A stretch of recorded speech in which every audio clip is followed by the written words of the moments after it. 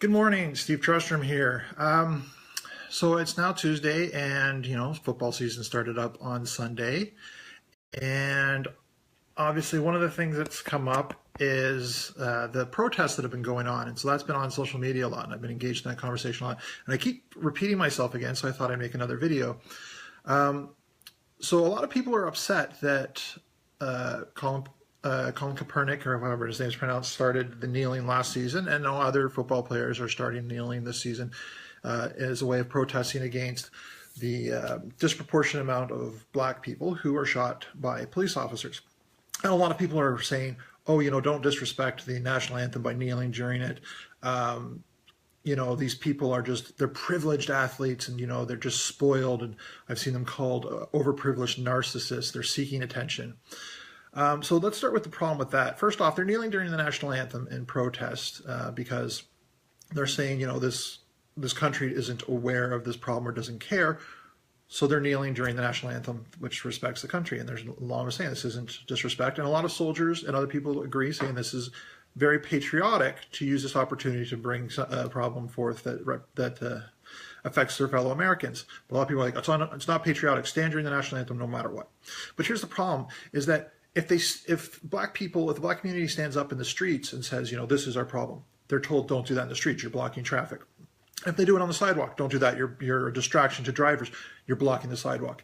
If they do lobbying, oh, there's better uses of your time, black on black crime. If they do it on the football field, oh, you're ruining football. So the black community is literally being told by white America, don't protest at this point. But they're not actually told how they can protest. Every time they protest, they're told that's not the way. But, it's okay that Nazis can march in Charlottesville. So here's the problem, is you can't silence people by telling them there's no way they can protest. The point of protesting is to make it inconvenient to the audience, to draw attention to it. And if your point is, a national anthem is more important than people getting killed, or your football game is more important than people getting killed, then maybe you need to go look in the mirror and think that there's something wrong with yourself first. Now, a lot of people also say that there is no problem with black people getting shot by police disproportionately. And there are actually a lot of black conservatives who say this as well. And what they do when these white America and these black conservatives like to dispute this is they trot out the statistics for police shootings. And in recent years, as tends to happen, there are actually, at the sum total, more white people shot than black people by police. And it's usually double the amount of white people. And they say this is proof that black people are not shot disproportionately. So I think in 2016, 488 or something like that, white people were shot, and 244 black people were shot that year by police across the country. So literally double the amount. Now that's something like 43% of I'm pulling the numbers from memory, so I might be off a little bit, but something like 43% of the overall amount of people shot were white, and something like 20-something% were black. But the thing is that of the overall population of America, white people are something like 3/4, and black people make up like 13% of the population. So when you compare those two statistics, and this is why statistics, you don't just usually take one data set and say, this is the answer. You have to compare it to find out if there's relationships and causality.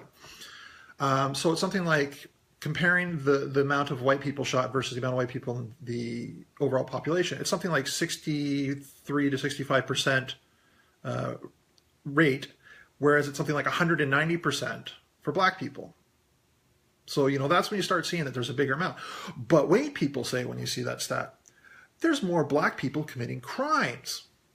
So therefore, the opportunity is greater, and therefore they're going to get shot more often, just because, they're put in that situation more often. And that is true. There are statistically more people from the black community committing crimes than the white community. But why is that? It's called systemic racism. When the greatest opportunity for success in your neighborhood, the black community, is either sports or crime, and you can't throw a football and you can't bounce a basketball, what are you more likely to turn to? Because, a big problem is you get things like the districted school system in the US, where your region, your area, the school system's value is based on the amount of tax money coming out of it. So if you come from low-income housing area, you're not getting the best funded school. You're not getting the best funded school. You're not getting the best education, which means your education is less likely to see you come out of that area successfully in business or the like. So you turn to sports, you turn to crime. That's a fact. And of course, people don't listen to criminals when they sit there and say, stop shooting us. So, hey, let's these sports figures use their celebrity to push it. Oh, but wait, they're spoiled, privileged people, right? That's what athletes are. They're spoiled, privileged people. So why listen to them? So you don't listen to the black community if they're not successful. And if they are successful, you don't listen to them because they're spoiled. So again, you're kind of boxing the black community in as to how they can present their problems. Now, if there's more opportunity to shoot black people because they're more criminals, so why are they more criminals, as we said? And let's also look at this. There's more white people shot, but it's spread out over the country, right? There's a lot of people, there's a lot of communities that are majority white. So, you know, you also got to think about the perception in the black community of how these shooting deaths occur. So if the white people getting shot by cops is diluted, you know, there's one person here, there's one person there, or they're concentrated in a single city where there's like 50 of them a year in New York, people go, well, that's New York. New York's violent. But if it's in a small community and one white guy gets shot here and one white guy gets shot there, sure, it adds up to a big total, but it's spread out. And people go, well, that's unusual.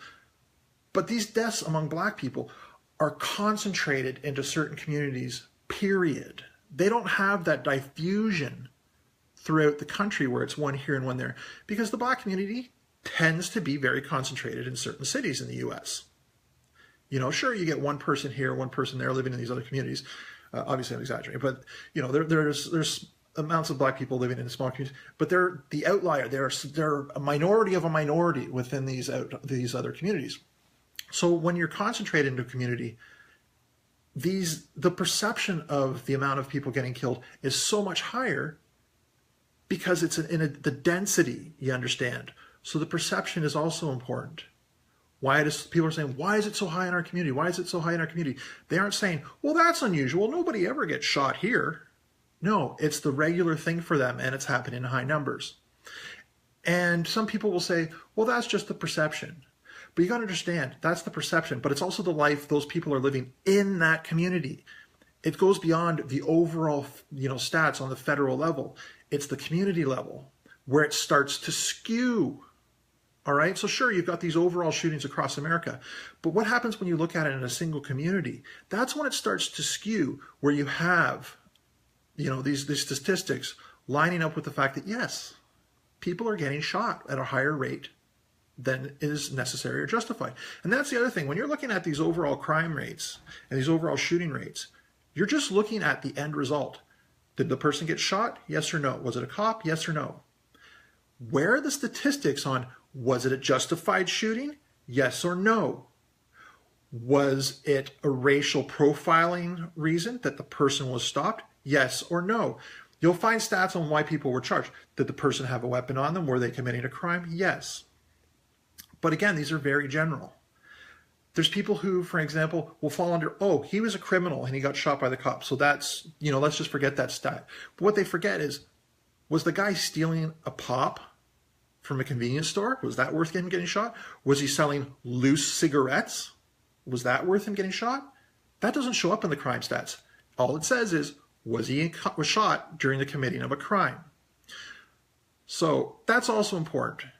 Now, all of this starts to add up within the black community, and it doesn't filter out to the white community. So the white community comes back and says, crime stats, that's all the proof I need, and they just brush off the problem. That's bullshit. That's passing the buck along, and it's that sort of mentality that allows systemic racism to still exist. And systemic racism is what leads to the profiling of this. And people say, well, a lot of these cops that are shooting these black people are black. Yeah, but you got to understand that these black cops are trained within a system that says, if you're pulling over a white guy, go have a talk with him. If you're pulling over a black guy, have your hand on your gun. If not, have it in your hand. That's the training they receive. That's the culture they grow up in, the blue versus black culture. And that's how it is. Blue before black if you're a black cop. Your brothers in arms come before your brothers in the community. So these, again, systemic racism, something to keep a look at, keep an eye on. Now, I've seen a lot of people say that systemic racism doesn't exist. Now, here's in the couple of conversations I've had in the past couple of days. There's a guy who had, for example, a degree in anthropology, psychology, and sociology, and he works in social welfare. He sits there and says, I work in outreach with the Black community. But he also says, I don't think there's such a thing as systemic racism. It's about Black people taking personal responsibility for their lives and not perpetuating a system where the government takes care of them. This is a guy who works in social welfare. He works in outreach. And he goes like, listen, you don't say that that I'm racist, that this is a part of the problem. You know, I faced off with the KKK guy. I broke his leg. This is, true or not, internet tough guy bragging or not, you're still perpetuating a problem when you work with at-risk people in social outreach, and you're saying that systemic racism is a matter of, not using these words, but, using the framework of, it's a matter of people pulling themselves up by their bootstraps. Now, if you don't know why it's a problem to use that phrase, go look up, Google, the racism of pulling yourself up by your bootstraps. Go look it up. And somebody else was saying that, systemic racism doesn't exist because, there is none of this. There's no racism. I don't see color. I'm colorblind. I'm deeply rooted in the Black community. If, Black on Black crime is a bigger problem. If this was going on, I'm so plugged into the Black community, even though I'm a white guy, that I would know these problems. Not accepting the fact that, hey, you're a white guy living in a Black community. Sure, your Black neighbors might like you. They might have you over for dinner. But your experience as a white person gives you a privilege that's so far removed. This guy doesn't accept that, hey, maybe these Black neighbors of his are having conversations that he's not involved with. Well, I'm a member of the school board or whatever it was he said he was. Great. You're still not as plugged in as the actual Black people. You're still excluded. There is a barrier there that the nature of your skin color creates. You are not like an honorary Black person. Now, these are two specific examples, but it's the mentality that leads to systemic racism, is when white people sit there and when Black people are actually saying, this is a problem, they're saying, no, it's not. Do you know how? Because I know what your life is like. I understand your experience. I'm a white guy. I understand the experience of a Black guy. And I'm telling you there's no problem. You're blowing it out of proportion. They don't listen to the actual community saying, hey, this is a problem. To the point where this guy who says he's plugged into the Black community says, being pulled over while Black is not a problem. How do I know? I was an American driving in Germany, and I was pulled over while driving American. So I can sympathize with it. I know what it's like. Oh, I'm not drawing a comparison, but I kind of am. Because why are you bringing it up in that context, right? So because he got pulled over while driving American in Germany, he understands what it's like to be pulled over for driving while Black. Even though he, as an American, come back to the States, and he can assimilate back into that culture. A Black person can't change their skin. Wherever they drive, they're driving while Black. He can go to Germany, learn to speak German, get a German accent. He can camouflage himself if it was a severe problem. A Black person cannot do that. They are always going to have Black skin. And again, this is the mentality. I understand what the problem is, and it's not what you think it is, Black community. So do you know what, people? When athletes start protesting during sports, they're putting their jobs at risk. They're saying, this is such an important problem, I'm risking getting fired and losing all that privilege and that money that they've earned to make this point. So instead of saying you're overprivileged narcissist and shut up and take your money and do as you're told, which, by the way, telling a Black person, shut up, do as you're told, and take your money, you might want to think about the context, given America's history, of, kind of positioning it as, we bought and paid for you because we're sports fans. We pay for the tickets. We pay for the stadium. We've paid for you, so shut up and do what we tell you. Maybe you want to think about how you're positioning that when in a conversation with Black people. Instead of telling people to shut up and putting the anthem over lies, listen to what they have to say. Don't trot out Black on Black crime as an alternative, like people can't multitask and worry about two social issues at the same time.